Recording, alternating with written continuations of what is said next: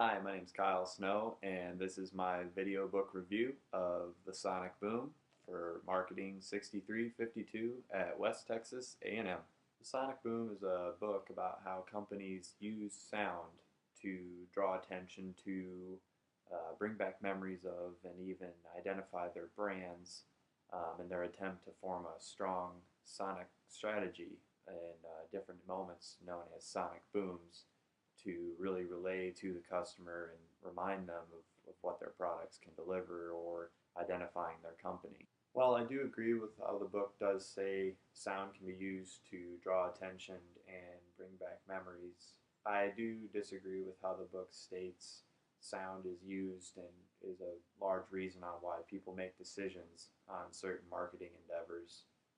One example of the book is how Chili's has been successful because of their sizzling fajitas and how that draws customers to them and ultimately makes them want to order it after they hear the sizzling and then the smell, etc.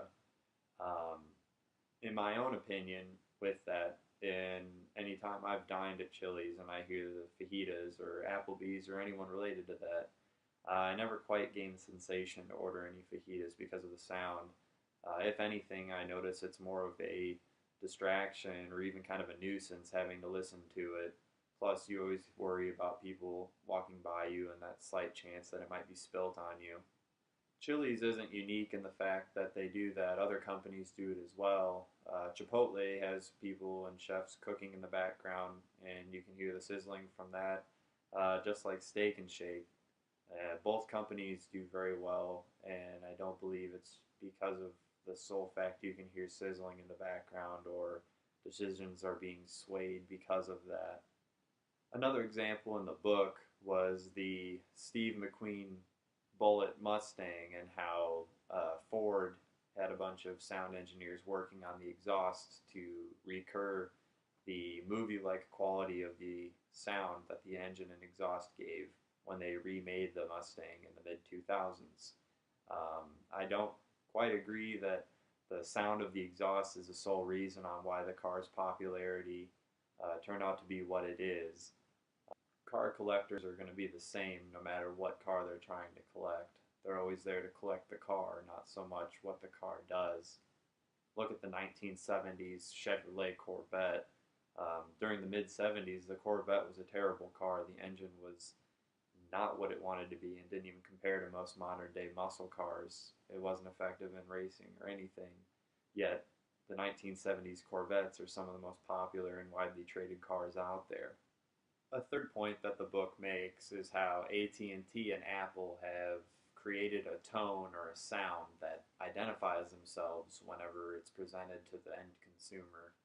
Um, my one qualm with that slash how I disagree with it is how they are not unique because they have a sound that identifies themselves.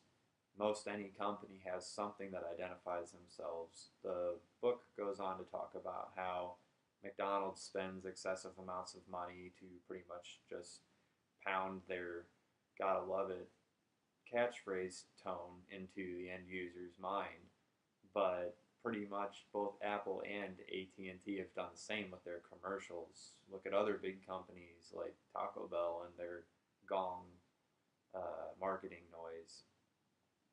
Just because the companies have put a lot of money and time and thought into these sounds doesn't mean that the end user recognizes that company from the sound and understands the story. The customer just recognizes the noise to the company because they've heard it 500 times from commercials or radio ads or wherever else they might hear it.